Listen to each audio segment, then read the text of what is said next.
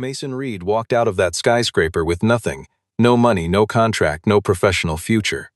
Carter Hale had placed $10,000 on the table in front of him and said something simple: "Sign this, take the money, and never come back." Mason looked at the cash, looked at the falsified report waiting for his signature, and stood up. He said nothing, but the decision made in those 3 seconds would shake a billion-dollar empire to its foundation, bring down the most powerful man in Chicago, and change Eleanor Vance's life forever. What happens when an ordinary man chooses the truth above everything else? The answer will leave you speechless. Chicago at 6 in the morning carried a particular kind of silence, not peaceful but suspended, as though the city held its breath before the weight of the day pressed down. Mason Reed drove his old pickup truck across the river bridge heading north, the skyline rising out of the gray mist ahead of him like something built to remind smaller men of their place. He was 31 years old, lean and dark-haired, with the kind of quiet eyes that had learned to read the difference between a structure that would hold and one that only appeared to. On the passenger seat sat a worn laptop bag and a hard plastic case holding his inspection instruments. No business cards, no company logo on the door. Just the tools and the man and the particular knowledge that came from 8 years of walking through buildings that hadn't opened yet and asking the questions no one else thought to ask. The job that morning was the Meridian, 42 floors of glass and steel rising on the north end of the financial district, the flagship development of Vance Development Group. 3 weeks from its scheduled grand opening, $380 million in committed capital. The project had been covered in every business publication in the city, and the name attached to it, Eleanor Vance, 28 years old, CEO, had been repeated so many times it had become something closer to a brand than a person. Mason had read none of those articles. He had read the structural drawings, the fire suppression schematics, and the materials specification sheets.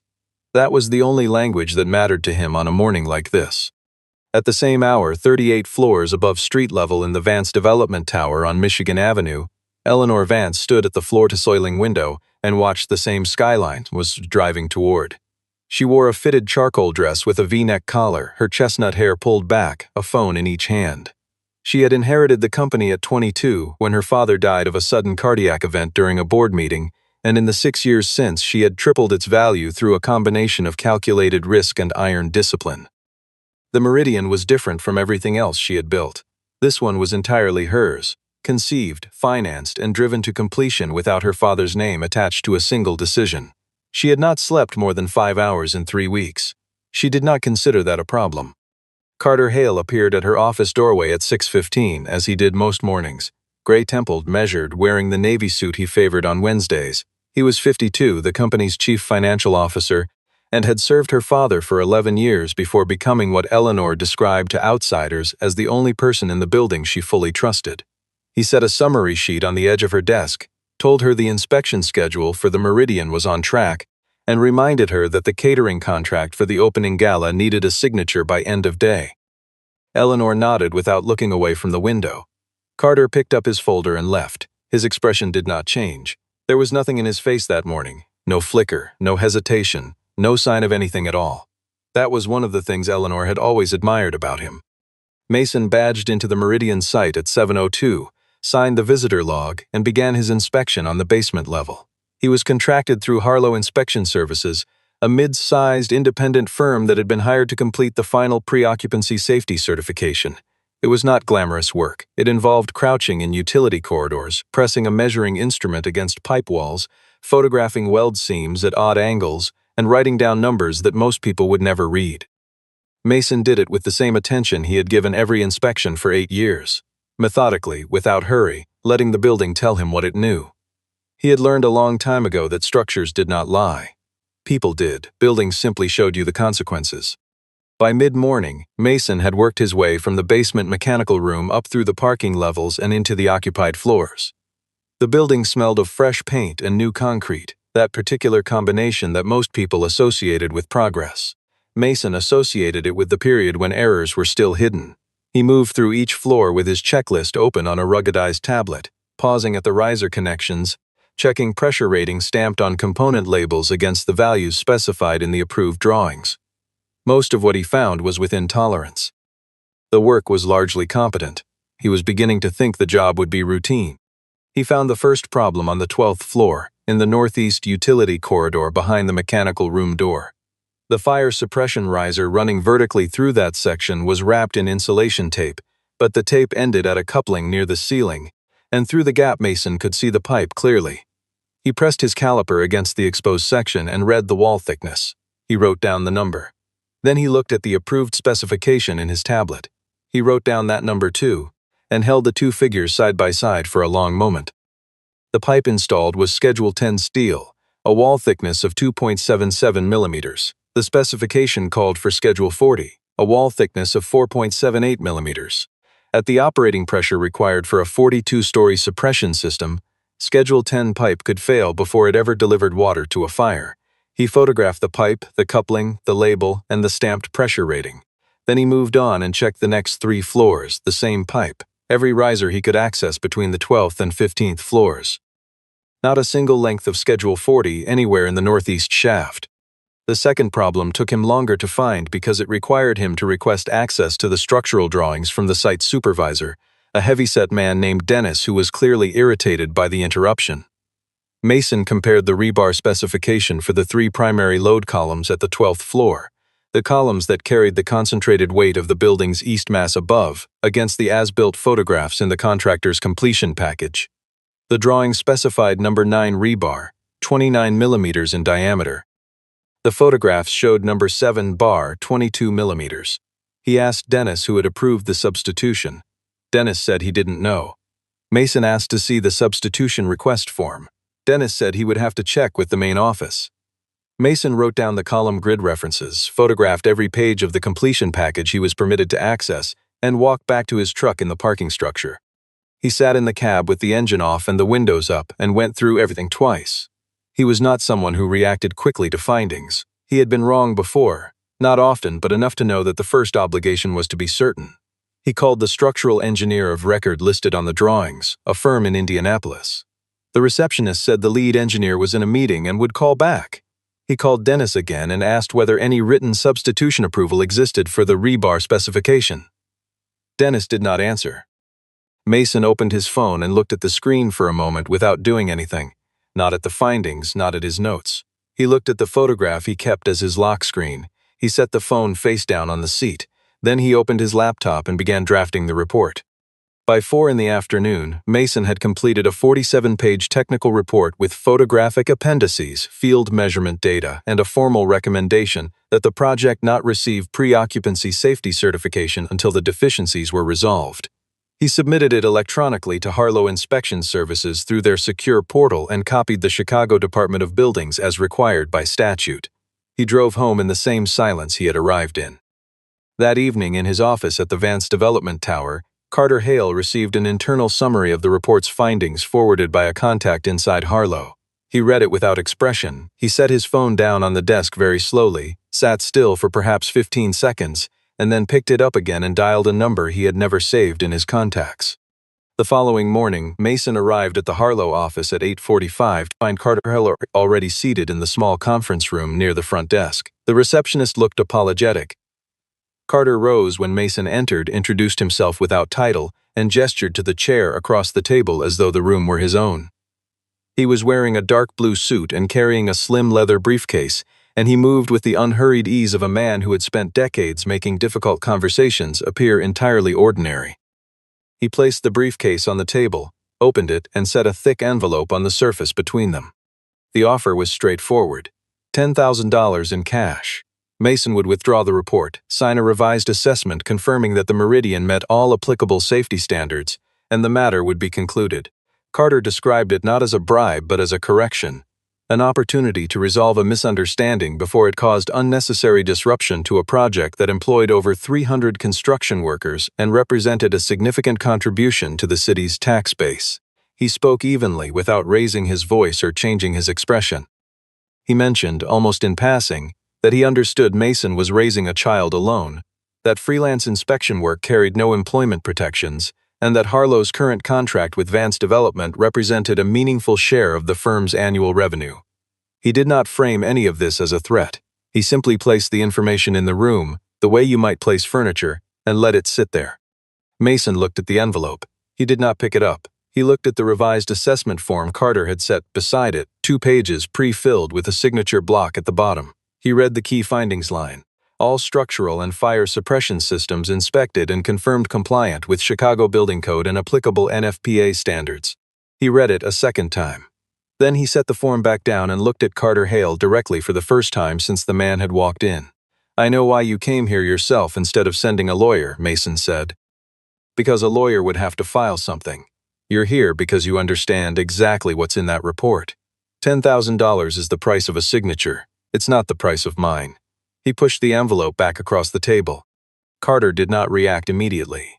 He looked at the envelope sitting in front of him for a moment, then he placed it back in the briefcase with the same deliberate calm he had brought everything else in with.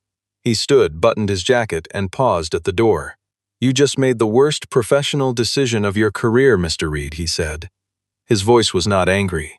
It was the tone of a man making an accurate prediction, and the certainty in it was more unsettling than any raised voice would have been. He left without looking back. Mason sat alone in the conference room after Carter's footsteps faded down the hallway. The room felt smaller than it had before.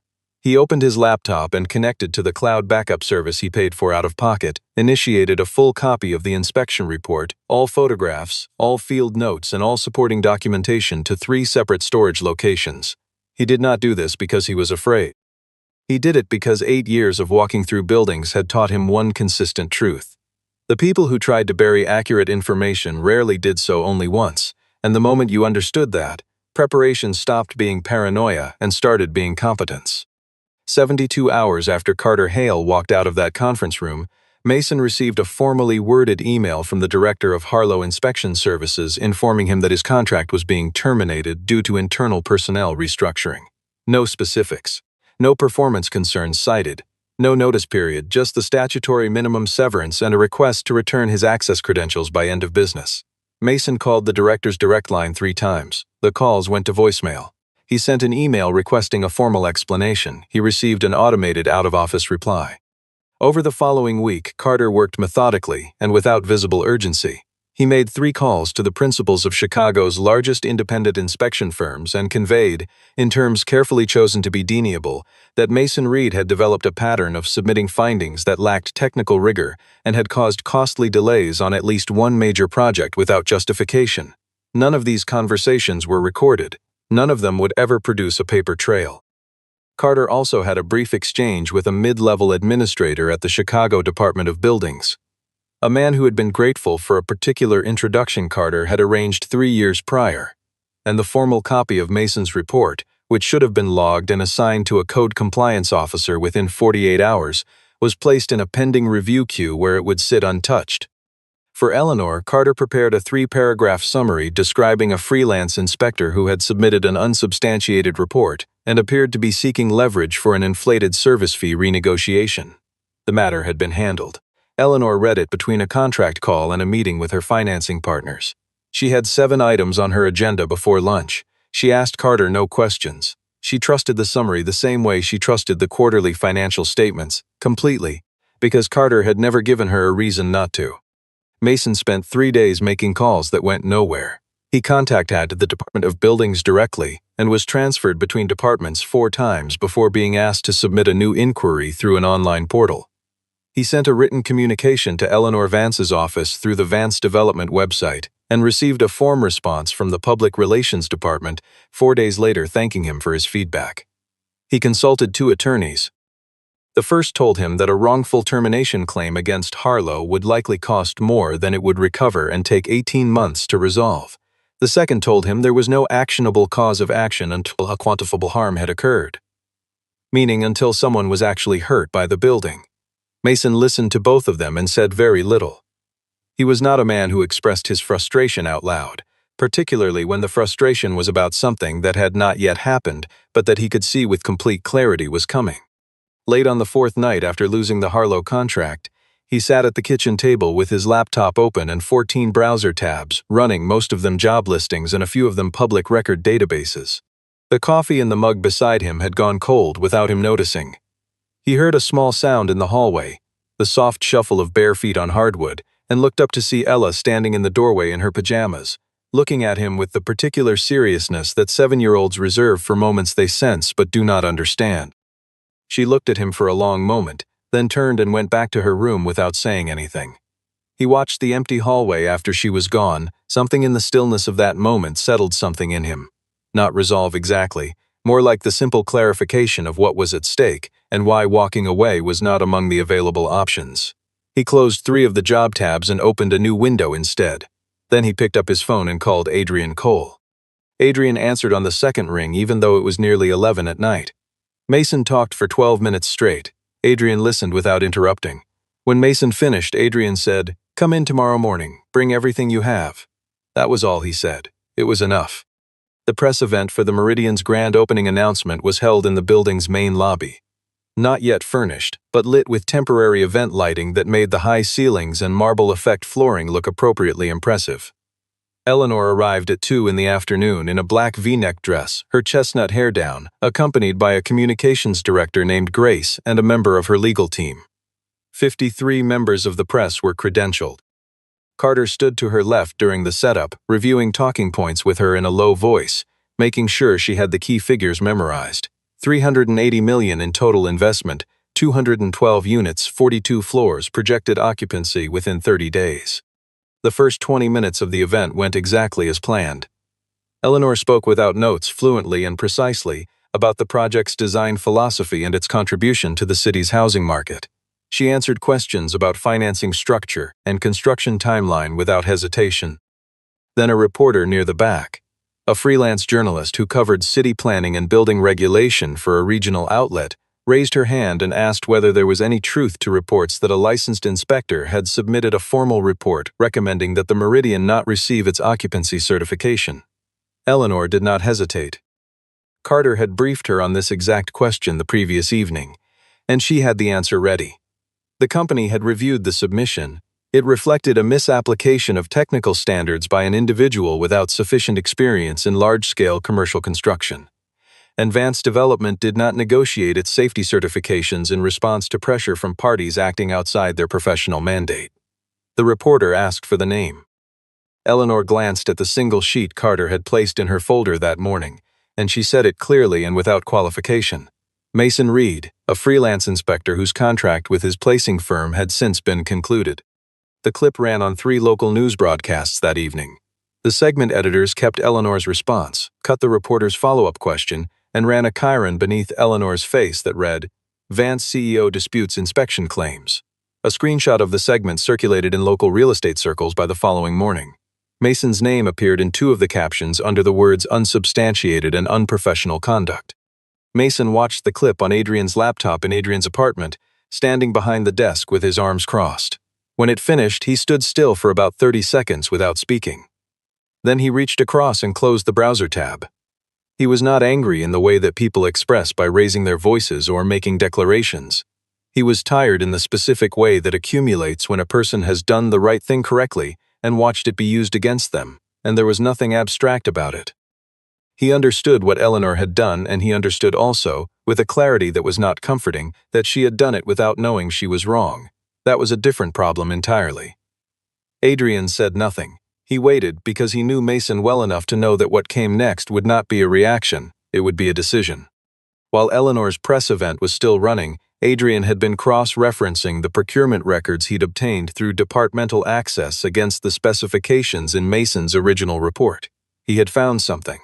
The purchase orders for the Meridian's fire suppression materials listed Schedule 40 pipe as the specified product throughout, but the receiving documents at the construction site, which Adrian had pulled from the contractor's publicly filed progress reports, contained a notation on 14 line items, equivalent substitute approved by site manager. No substitution request form, no engineer of record sign-off, no documentation of any kind beyond that single-typed phrase. That phrase came from somewhere, Adrian said. Someone told the site manager to write it. We need to find out who gave that instruction and who supplied the substitute material. They worked past 2 in the morning. By the time Mason left, they had a direction, a methodology, and a FOIA request drafted and ready to submit to the Federal Procurement Disclosure Office. The Meridian had received partial funding from a municipal infrastructure development grant, which meant its full procurement chain was subject to federal transparency requirements. The waiting period on a standard FOIA request was 5 to 7 business days. The Meridian's grand opening was 9 days away. Mason returned to the Meridian at 11:15 on a Thursday night. He did not go there to cause damage or to confront anyone. He went because the FOIA documents would give him the financial chain, but they would not give him the physical evidence of what had actually been installed in the building, and physical evidence was what a federal referral required. Specifically, he needed close photographs of the manufacturer barcodes stamped on the installed pipe sections in the northeast riser shaft, because those codes could be traced back to the producing mill and matched against product certifications. The codes would prove not just that the wrong material was in the building, but where it had come from. He entered through a construction access gate on the building's north side that had been left incompletely secured. A padlock hasp that looked closed from a distance but had not been engaged. He was on the basement level for 9 minutes before a security guard found him. The police arrived in 11 minutes. Mason was photographed being escorted from the building in plastic flex cuffs by 2 officers, and he was held at the district station for 6 hours on a charge of criminal trespass to a secured construction site. The charge was filed by Vance Development's security contractor. One of the officers told him it had been called in directly by the building's management company.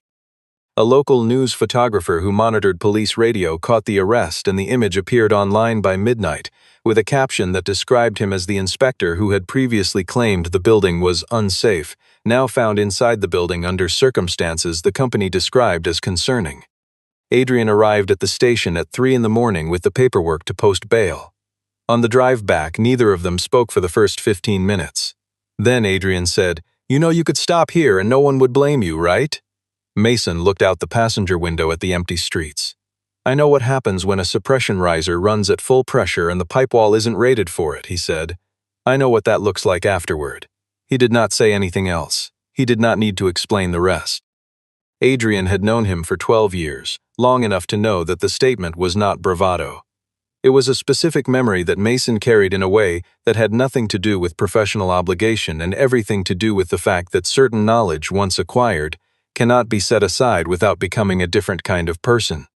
Before the security guard had found him, Mason had photographed 11 pipe sections clearly enough to capture the manufacturer codes. Adrian submitted those codes to a federal building materials database the following morning. The results came back in 4 hours. Every photographed pipe section had been manufactured by a company called Holloway Steel Supply, based in Gary, Indiana. Holloway Steel Supply did not appear anywhere in the Meridian's approved contractor or subcontractor registry. They were not on the Vance Development approved vendor list. They had no prior relationship with any subcontractor on the project that Adrian could find through public filings. "Where did the money go to pay them?" Mason asked. "That's what the FOIA is going to tell us," Adrian said. 4 days later, on a Tuesday afternoon, a city utility crew responding to a water main break on the street adjacent to the Meridian's North Foundation detected unusual ground settlement and requested a structural inspection of the building's basement perimeter. The crew's foreman had nothing to do with Mason or with the ongoing dispute over the inspection report. He simply saw something that concerned him and followed protocol. A city structural engineer arrived and, in the course of reviewing the foundation wall, requested the original structural drawings to assess whether the observed settlement pattern was within design parameters. The engineer compared the drawings to the available as-built documentation and noted that the column reinforcement specifications at the 12th floor transfer slab did not match the installed configuration shown in the contractor photographs. He issued a technical hold notice on the building's certificate of occupancy process pending further investigation. The notice was filed through the standard city channel, unconnected to Mason's report, which was still sitting in the pending review queue where Carter's contact had placed it. Eleanor received the hold notice by email at 4:17 in the afternoon, while she was in a meeting with 3 institutional investors who held a combined $41 million in the project. She excused herself. She read the notice twice in the hallway outside the conference room. Then she called Carter's direct line. He answered on the 3rd ring, and before he could speak, she said, "Get to the office now." The FOIA documents arrived at Adrian's work email at 9:20 the following morning, and he called Mason before he had finished reading the first attachment. The records were clearer than either of them had expected. Holloway Steel Supply had been paid for materials delivered to the Meridian through a procurement intermediary. A limited liability company called HCC Procurement incorporated in Delaware 8 months before the Meridian broke ground. The contact information for HCC procurement listed a registered agent in Chicago, and the beneficial ownership disclosure required under the grant funding transparency provisions listed a single individual as controlling member, Carter R. Hale. Carter Hale had formed a shell company, contracted it as an undisclosed intermediary to supply substitute materials at the price of the approved specification, pocketed the difference between what Vance Development paid and what Halloway Steel charged, and done so across 14 separate purchase orders over 11 months. The total discrepancy was $4.2 million. He had signed the substitution approvals himself, using a delegated procurement authority that Eleanor had granted him 3 years prior for routine vendor management. It was not a sophisticated fraud. It was simply one that no one had looked for, because no one had thought to look at Carter. Adrian transmitted the full documentation package to the United States Attorney's Office for the Northern District of Illinois at 10:45 that morning. Simultaneously, he sent a condensed technical summary, the procurement records, Mason's original inspection report, and the city structural engineer's independent hold notice, to the General Counsel of Vance Development Group, addressed to the board's audit committee and marked clearly as bypassing the CFO's office. Mason's name was on the cover letter as the originating inspector. Eleanor called Carter into her private conference room at 11:30. She asked her assistant to hold all calls. When Carter came in, she was sitting at the head of the table with the HCC procurement documents spread in front of her, the incorporation certificate, the ownership disclosure, the purchase orders, the Halloway invoices. She did not say anything when he sat down. She let him look at what was on the table. He identified the documents immediately. She could tell by the fractional delay before he looked up, and he began speaking in the same measured voice he had used in every conversation she had ever had with him. There was a mischaracterization in how the procurement structure appeared on paper. The arrangement had been intended to create a cost efficiency for the company. The disclosures were incomplete but not fraudulent. Eleanor interrupted him. "There's no record of my approval," she said. "There's no board authorization. There's no entry in the audited financials. And there is a man in this city who lost his job and his professional reputation because he found what you paid $4.2 million to hide." Carter was quiet for a long time. He was still sitting with the same posture, upright, composed, but something behind his eyes had gone flat in a way that she had never seen before, and she realized she was seeing for the first time the actual person who had been in that chair for 6 years rather than the version she had built in her mind. Eleanor suspended Carter Hale from all duties and revoked his building access before 3 in the afternoon. The board's outside counsel was on a call with her by 4. The United States Attorney's Office made its first formal document request to Vance Development the following morning. Carter retained a criminal defense attorney that same day. The city's structural hold on the Meridian was expanded to a full code compliance review, and the grand opening was postponed indefinitely. By the following week, the story had moved from the local business press to the national wire services, and it was being reported accurately. A whistleblower inspector had identified the fraud, been fired and publicly discredited, and been proven entirely correct by an independent city investigation. That night, after the last call with her attorneys ended, Eleanor sat alone in her office with the lights off, and her chair turned toward the window. The city outside looked the same as it always did at midnight, organized, indifferent, endlessly lit. She pulled up the video clip of her press conference on her phone and listened to herself say Mason Reed's name. She listened to the word unsubstantiated. She listened to herself describe the pressure from parties acting outside their professional mandate. She did not turn the screen off when it finished. She sat with it for a while in the dark. She had spent 6 years building a company on the premise that discipline and information and the right systems could prevent this kind of error. And what she understood now, sitting in the dark with her phone in her hand, was that the system had failed not because it was weak but because she had trusted the wrong person to run it. And she had done that so completely that she had picked up a piece of paper with a man's name on it and repeated it to 53 journalists without asking a single question. She was not someone who cried easily. She did not cry that night. She sat in the dark and thought about what kind of person allows that to happen, and whether the answer to that question was something she could change. Eleanor found Mason's home address in the physical copy of his original Harlow contract, which her legal team had pulled as part of the document preservation order. She drove there herself on a Friday afternoon. No driver, no assistant, no advance call. The address was a narrow 2-story house on a residential street on the northwest side with a concrete driveway and a single oak tree in the front yard. She rang the bell and waited. When Mason opened the door and saw her standing on his front step alone, in a gray coat instead of the V-neck dress from every photograph, he did not say anything for several seconds. He had not shaved that morning. He was holding a coffee mug. He looked at her the way a person looks at something they have been anticipating and are still surprised by. Eleanor spoke first. She did not deliver the speech she had drafted mentally on the drive over. She said, "I stood in front of those cameras and I used your name. I didn't verify anything. I took a piece of paper from someone I trusted without questioning it, and I repeated what it said to everyone in that room.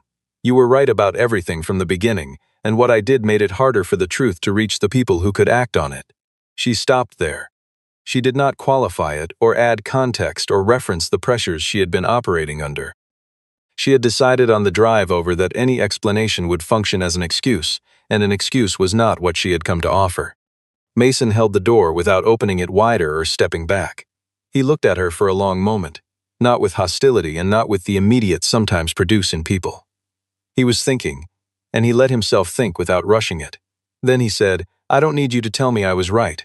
I knew I was right on the first day. What I need to know is whether the hold order stays in place when you take back control." Eleanor said, "Yes. The Meridian will not receive its certificate of occupancy until a full independent inspection is completed by a team appointed by the city. That is not negotiable, and I am not going to negotiate it." Mason nodded once. He stepped back and opened the door.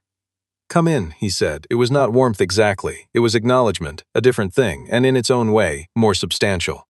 They sat across from each other at his kitchen table, which had a laptop on one side and a coffee ring on the surface near the edge. Eleanor told him what the FOIA records had shown, what Carter had done, and what the legal process was now. Mason listened without interrupting. When she finished, he asked 3 specific questions. About the structural remediation timeline, about the methodology for the independent inspection, and about what accountability structure would prevent the same fraud from occurring in a future project. She answered the first 2 directly and told him honestly that she did not yet know the answer to the third. "That's actually why I'm here," she said. She described the role she wanted to create, an independent safety oversight director, a position that sat outside the company's internal reporting chain, reported directly to the board's audit committee, carried full technical veto authority over any project proceeding to occupancy certification, and was structured in the bylaws in a way that no future CEO could dismantle unilaterally. She wanted Mason Reed to hold it. She named a salary and an operating budget. She told him the authority would be real, documented, and permanent. Mason said, "Will that position still exist when you no longer need it to?"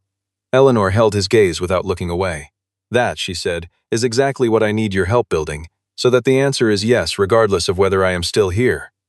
Mason told her he would give her a written response within 48 hours, after he had reviewed the contract language carefully. Eleanor said that was reasonable. She stood up, picked up her coat from the back of the chair, and walked to the front door.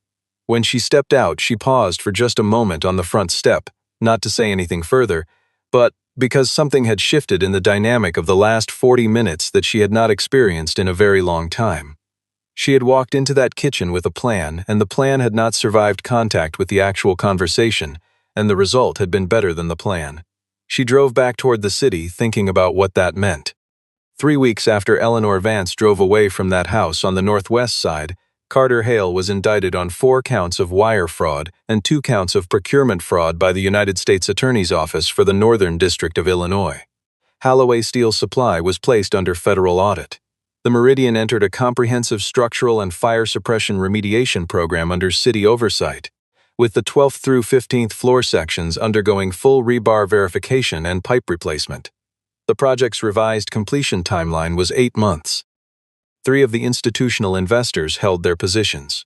2 withdrew. Eleanor refinanced the gap through a direct bond issuance and absorbed the cost of remediation personally rather than filing against the construction insurer. A decision her board challenged and that she made anyway, because she said publicly that the failure had originated inside her own organization and the cost belonged there. She held a second press conference 6 weeks after the first. She stood at the same podium in the same lobby, still under construction, the temporary lighting replaced now with scaffolding and tarps. She did not have talking points prepared. She said the company had made serious errors in internal oversight, that those errors had allowed fraud to occur and had caused an honest professional to be publicly misrepresented and professionally harmed, and that the steps she was describing were not responses to legal exposure, but commitments to the people who would eventually live in the building. She mentioned Mason Reed by name.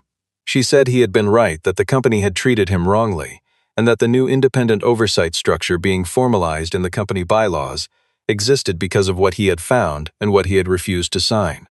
Mason received the contract by encrypted email on a Monday morning. He read it in full, which took 90 minutes. He sent 3 clarifying questions to the outside counsel.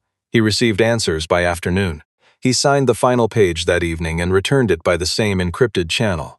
On his first morning as Director of Independent Safety Oversight Advanced Development Group, he arrived at the building on Michigan Avenue at 7:50, took the elevator to the 7th floor and walked down a corridor to a door at the far end. The sign on the door read, Independent Safety Oversight. The room held a desk, 2 chairs, a window facing east, and nothing else.